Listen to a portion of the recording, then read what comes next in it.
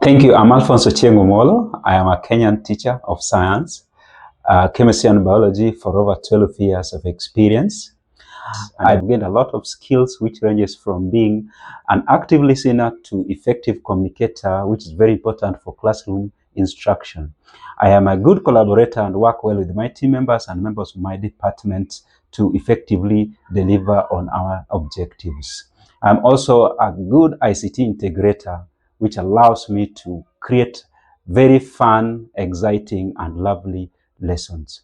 Through my experience, I am able to create a strong relationship which is trusted among learners, allowing them to love my subject and improve in their scores. Likewise, I am a good mentor for the new student mentees who come to improve their teaching skills in our school. Through the experience again, I am able to develop my time management, punctuality, critical thinking, and problem solving, which effectively make me become a good teacher. Given this opportunity, I bring in a robust, safe, inclusive, and respectful atmosphere for each and every learner's diverse perspectives so that I mold them, nurture them, and guide them properly to attain a holistic education. Apart from classroom, I am a good lover of nature. I love playing football. I love reading novels, and also love telling stories about my culture, which I believe is quite relevant and motivating in the whole perspective. Now, through my education system in primary, I loved science being my best subject. Then through high school, I performed well in chemistry, biology. Then after high school, I was to go to university. During that duration, a period of 1 year, I got opportunity to teach in my village school as a high school teacher. I taught mathematics, chemistry. Then I realized that through the coaching and teaching, most of my students performed well.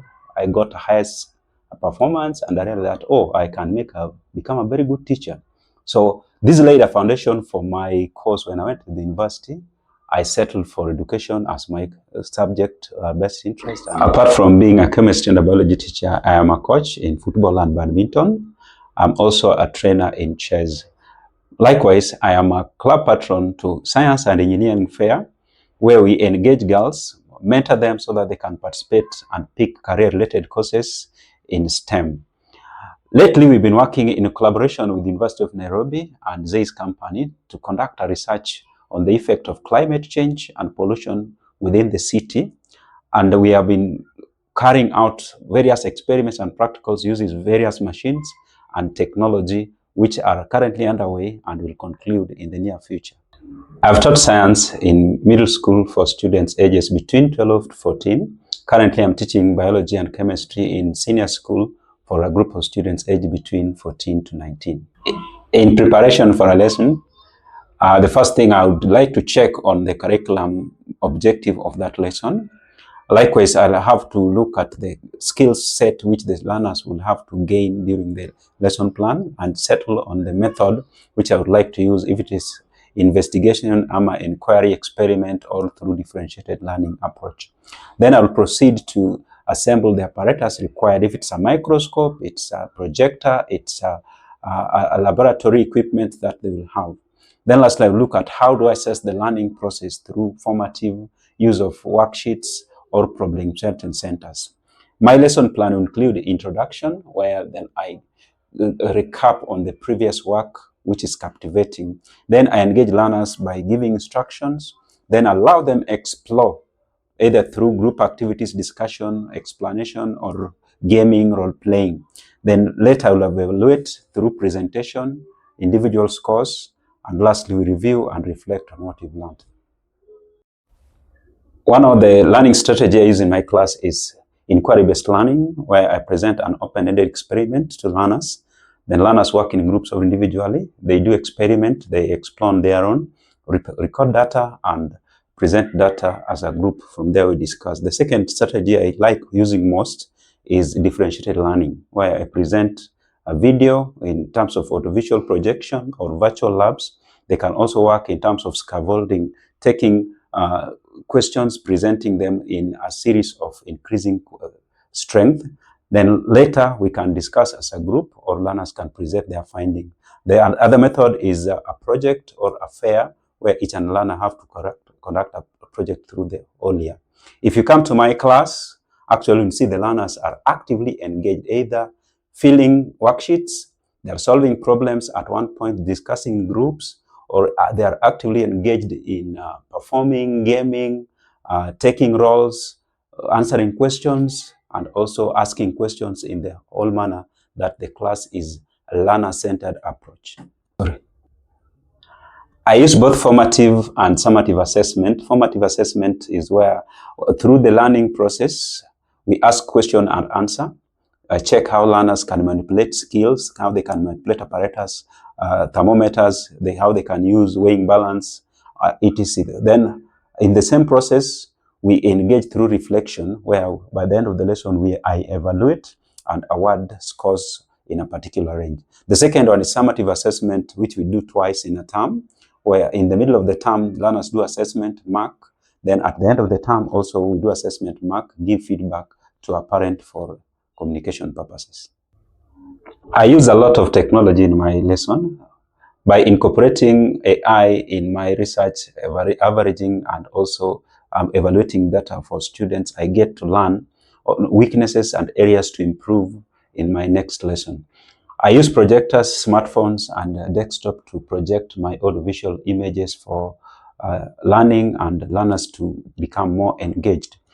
I use Google Classroom, Google Drive, and Calendar for planning, presenting, and sharing work outside class hours where learners can pick assignment. I use worksheets, which sometimes I merge with the calendar to have a date for learners to submit their work. I haven't used a smart board, but I have got relevant skills.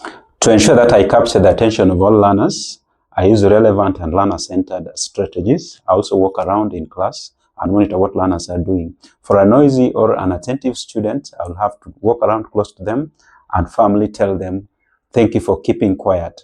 I would also like to inquire more if the learner is not comfortable and change the group where the learner will become comfortable. Likewise, I can also give a learner tasks where they come forward and do a particular role where they can find themselves fully engaged. If this does not work for this particular learner, I would like to call the learner after class, have a friendly talk, get to learn what could be the challenge, and help the learner where possible. Later, if this persists, then I would like to follow the school policy on this issue so that at any given time, I manage my class well. I have enjoyed my teaching profession for the last 12 years. But just like any other profession, there's a lot of challenges we face daily or weekly in our profession. There's a vivid one in 2015. I was the head of games department in our school. I had instructed, we agreed, and we trained our learners to participate in various activities, football, volleyball, and other games in school. We did all the logistics, we prepared well for 3 months. Then just on the D-Day, I had made all the preparation, booked a bus, made down payment, and we were ready for the big game. Unfortunately, the bus which we had booked broke down, and we are faced with a dilemma on logistics, how to reach the venue. I tried to call the principal, she was unavailable. I tried to make agreement for another down payment from the accounts office. It didn't work. So we had to, what do we do? I called us a short consultation. We pulled funds with the coaches. Then immediately I secured another public bus. We made correct movement, took the students to the match event. They played well, participated well, and we won. Then later, we came back and had to look for the best way. So the best way, I consulted the admin, informed the motor pen, and luckily enough, the admin was on our side. They compensated and reimbursed the issue. And I learned that the best way from this issue was to solve the issue and prevent any other rampage that would have occurred due to animosity and letdown, which could have happened to the student. Just as I mentioned earlier, I've been teaching for the last 12 years, and I was faced with a curriculum, 844 system curriculum in our country, which learners were being assessed after 4 years of senior school learning.